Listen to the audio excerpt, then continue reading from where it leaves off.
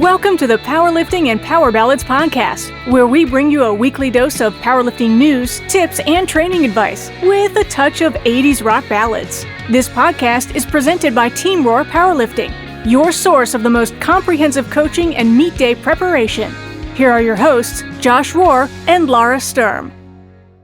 Welcome to episode 148. How you doing, Josh Rohr? I'm all right. How are you? I'm good. What's going on in the world of powerlifting? Well, I'm still chewing my food, but other than that, bench nationals happened a couple weeks ago. We talked about it, so I figured I'd kind of run down through the leaderboards real quick because people are asking, do I got to do another meet? Am I going to be in the finals? Blah, blah, blah. And I don't know, but I know a few things. So one thing we don't know, it hasn't been posted yet, is how many people will make it to the finals for the bench only. I know in the equipped full power, it's only the top 5, but the bench only and the raw full power, it hasn't been announced yet how many people are going to make the finals. So the only thing I can say for sure are people that are safe for each category, meaning that they will, I assume there's going to be at least 5. So whether it's 5 or 10. So I'm making these assumptions based on only the top 5 making it. So for the women's raw, the only 2 lifters in the women's raw bench only that are guaranteed a spot in the final is Jen Thompson, big shocker, and Natalie Richardson. In the men's raw, it's Antonio Fazio and Derek Logrande. Those are the only 2 mathematically that are guaranteed in. Jeremy Auerbach is probably safe with 60 points, but mathematically he could still be knocked out of the top 5. So again, if they take more than 5, that is a moot point, but whatever. Women's equipped bench only. The only person that is guaranteed so far is Charlene Rokamp. Jen Thompson actually got second at bench nationals pound for pound in equipped nationals. So that's the only equipped bench meet she's done so far. So she's in 3rd place currently with 45 points. But if she does the second meet, she'll obviously, be up in there and in the final for sure. But currently she's 3rd, but she could also be knocked out pretty easily by a bunch of lifters that also have only done 1 meet. In the men's equipped, Easton Schuster is the only one that's guaranteed. Probably safe is Alex Smith in 2nd place with 70 points, but there's some people that could jump up and potentially knock him out. He's probably safe though, but not for sure. So don't quote me on that, because mathematically he can be knocked out, but looking at the scenarios that would have to happen, he's probably safe. And the Masters female raw bench, Jen Thompson's the only one that's for sure in. Everybody else could still be knocked out of the top 5. In the men's raw, Dennis Alba's in 1st place with 80, and he's probably mathematically he's safe, but he could actually end up in 5th. So he's safe, but again, all it takes is, we don't know how many, but at least top 5 will make it. The Masters women equipped, the 2 people are guaranteed, Charlene Rokamp and Elizabeth Richardson. Their spots are safe. Everybody else is still on the bubble. Jen Thompson is in 4th in the equipped. Ann Whitmarsh is actually in 3rd. Jen has 50 points in 4th. Ann Whitmarsh has 51 points in 3rd place. So both of them are potentially bumped out if they don't do an additional meet. And then in the men's equipped bench only, Masters, the men's Masters equipped bench only, nobody is safe. The 1st place lifter currently has 65 points, but mathematically could be knocked out of the top 5 by quite a few people below. So that one's going to be interesting to watch. The men's Masters equipped bench only. which is a segue to my buddy Jim Williams that we talked about last week. Mm-hmm. I'm curious. I didn't do the math. I was going to do this before we recorded, but I actually wanted to look up his when he was doing like the 300s and see what his body weight was, age, and see how he would actually do at bench nationals. I can't say this for sure, but I'm pretty sure that he would be able to earn his pro card at bench nationals in the masters division if he were to compete, because he was lifting. I think he was lifting 3 something, weighing like 230, 240, age 73. And that age coefficient really helps you out at that point. So, Right. How would that? so here's another thing. So I went down a rabbit hole looking at his videos again today. He actually was using that pad and not pausing because of his shoulder issue that he was rehabbing. So he's back up to like 240 or something like that on the bar. And he did a video, I think it was yesterday or today, that said, got rid of the pad because the shoulder's feeling better and things like that. So he's still not pausing, but he's at least doing full range of motion now. So, Right. Yeah. I did send him a direct message on Instagram today. And I'm like, hey, just so you know, we talked about you the other day and would love to have you on the podcast. He has not responded. Yeah. We'll see. Yeah. That's still my dream. Like, I don't know. I feel like I got to talk to this guy. Like, I feel like you need to get him in a meet. Really? Well, yeah. I mean, that's obviously like cool. the next, that would be like phase 2. Phase 1 is like talking to the guy first. But anyway, so that's the current leaderboard situation. There is one more meet for bench only.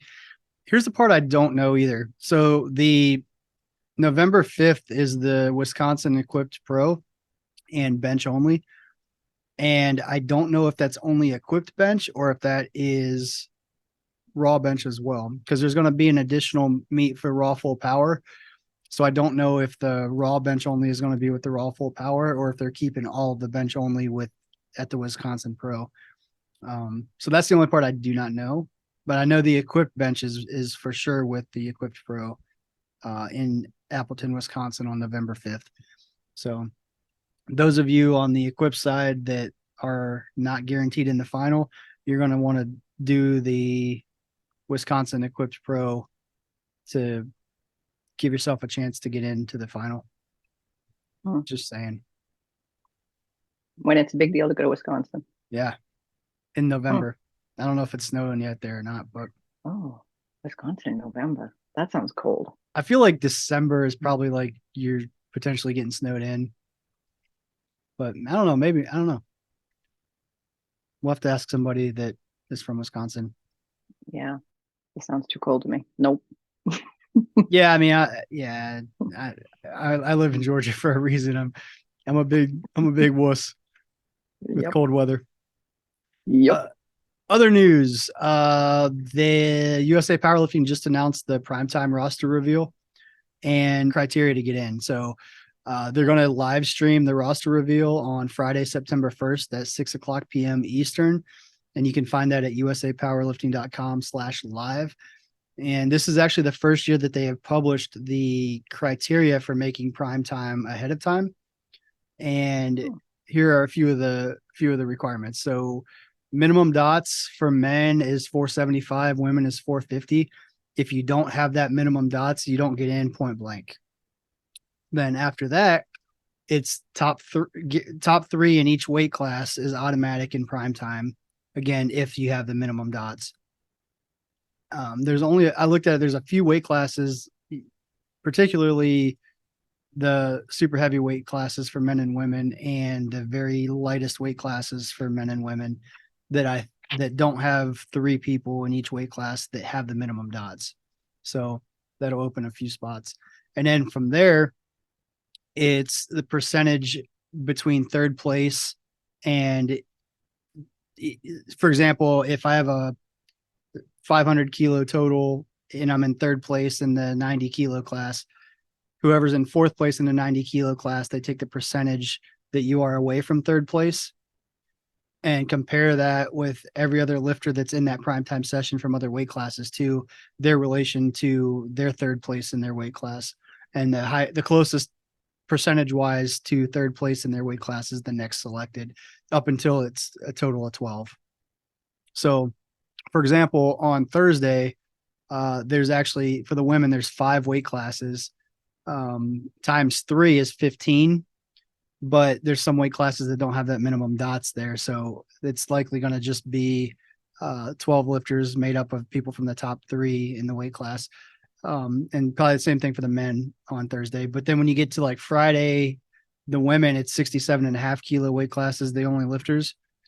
So likely there's going to be 12 there. And then for the men, 75 and 82.5, it'll be the top 3 of each weight class. And then basically percentage wise, who's the closest to third place in their weight class between the 75 and 82.5 kilo men. So same thing, same format for the rest of the weight classes. I'm not going to go through all of them, but that's how they're doing it. So there's some strategy there because like there's a couple weight classes, like I said, the heavyweights and whatnot, that there's not even people that are guaranteed in for the top 3 because they don't have the minimum dots. So there's actually some weight classes where like they might have 5 people, 6 people, 7 people that hit the minimum dots, but they're not in the top 3 of their weight class. If they were to move up a weight class and have the third highest nominated total, they would actually get in just because get into primetime just because they, are in a weight class that's not as deep.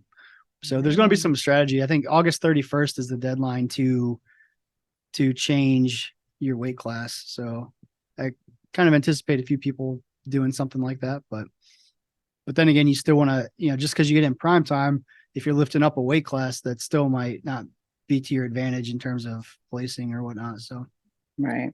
So we'll see what happens. Oh, that's like the ultimate poker game. Yeah, I love it. I knew you would. Yeah, it's fun. You're a geek. Oh, yeah, I am.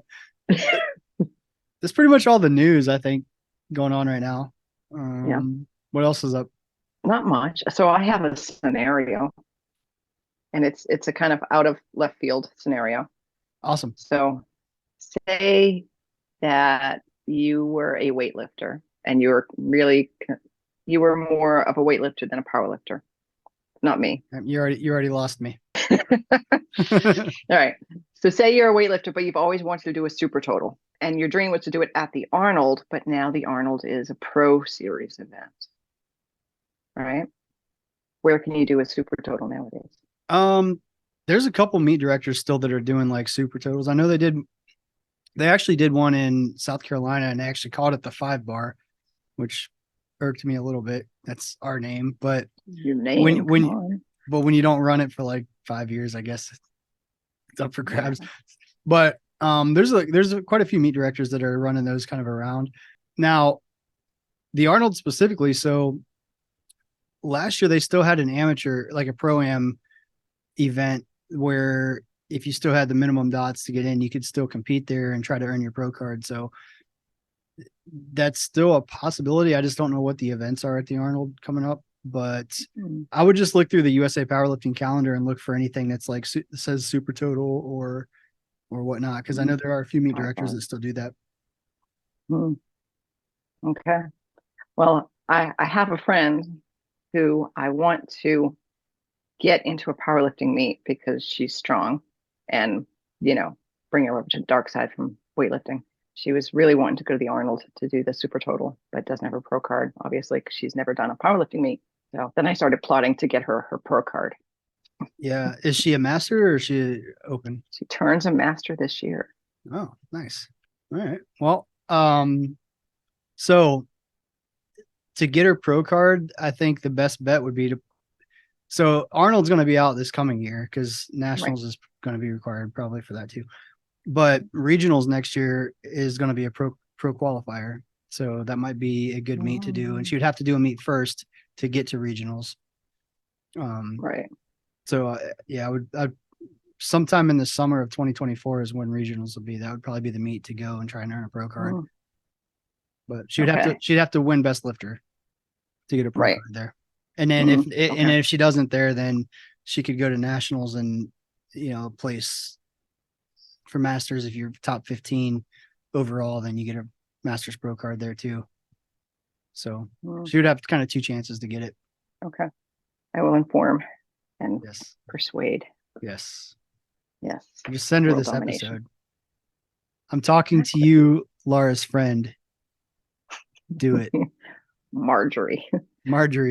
Okay. So that would be the if you're trying to get your pro card and try to get to the Arnold, that would probably be the best way to do it, is hit regionals, hit nationals, and then you'd likely still, if you wanted to. So that's the other thing, that then if you end up being like in the top of the pros, then you probably want to try to make it to the finals for the bigger prize money, in which case you would need to do an additional meet in the fall to get her second Pro Series meet once she has pro status to make it to the Arnold finals. So first things first. Yeah, first things first. Let's do get her in a meet. Yeah. Yeah. Let's start with a meet. Yeah. I like it. Yes. Okay. All right. Well, that's all I've got for plotting to get someone else in a meet. Cool. Which is really, that's what we do for everything, though. Yeah. I mean, it's just what it is. Yeah. Cool. Well, feeling better about your meet coming up, Josh Rohr? No. So I had my wasn't going to discuss this, but I had my first day of physical therapy today for my back, and also had the MRI results and everything back. Basically, I got a whole laundry list of things wrong. Some of it I knew, some of it I didn't really know. But based on that, it may be a little while before I lift again. Not to go into too much detail, but there's some torn things in there, and some genetic anomalies that I've obviously always had, but it's never really been an issue. But they're now being little naggy pests as I get older, but still, all of those are still fine. It's the stuff that's torn that's probably the bigger issue. So yeah, for sure. It's like some annular fibers or whatever on my disc, one of them, in 2 different spots, one disc, 2 different spots. And basically every time my back kind of pops and goes out on me, it's those fibers tearing again, is what they said. And once they tear once, they're basically, without surgery, they're going to be more likely to tear. So the good news is I think there's a lot we can do physical therapy wise to kind of stabilize the area to make it less likely to happen. But, we just have to see. Turns out like all my glute med and glute min are like weaker than a kitten. Like these little drills they had me do, they were rough. Like, so I have some glaring deficiencies that I've been working on myself, but they kind of put a little different twist on some of these things, and it's pretty difficult. So some of the glute muscles I have are like as strong as somebody that you would expect to squat like 140 pounds or something as a max. I totally made those numbers up, but based on the way this lady kind of looked at me and laughed at me as I was doing some of them, that gave me the impression that I'm hilariously weak in that area. Wow. Yeah. Well, hey, that's what you preach though, right? Getting stronger in your weak points. So yeah. Now you get to do it. Yep. So got to do it. So that's my update. So I haven't ruled out actually doing the meet still, but if I do, it's going to be like, I don't know, pull 225 or something. Right. Just to do it. But I'd say more than likely I'm not doing the meet. Oh, Dan will cry. Yeah. Oh, that's right. Dan's doing it too. Yeah. All right. Well, we'll see. Maybe I'll do it still. Well, I mean, not to peer pressure, because you don't need to be peer pressured and hurt yourself. Yeah. Nope. Peer pressure is like my Achilles heel. Only when it's stuff that like, so I say that, but it's not really true. Like I pretend peer pressure gets to me just to make it exciting for people. Okay, good. And make me feel better about things. Yeah. Okay, fine. I'll do it, Laura. No, I'm just kidding. Yeah, please no.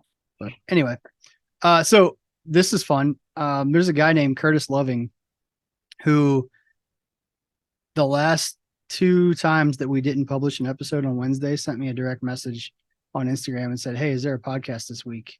Been really enjoying it." So I feel like we got to shout out Curtis. Appreciate you listening. Shout out Curtis. Oh, yeah. It's like warms my heart. Right? Yeah. That's awesome. So, All right, Josh Rohr. Well, until next week. all right. Short and sweet. Laura's like, I'm tired. I'm hungry. Get out of here. Pretty much. Cool. Glad we're on the same page. Yes. All right. Later. See you now.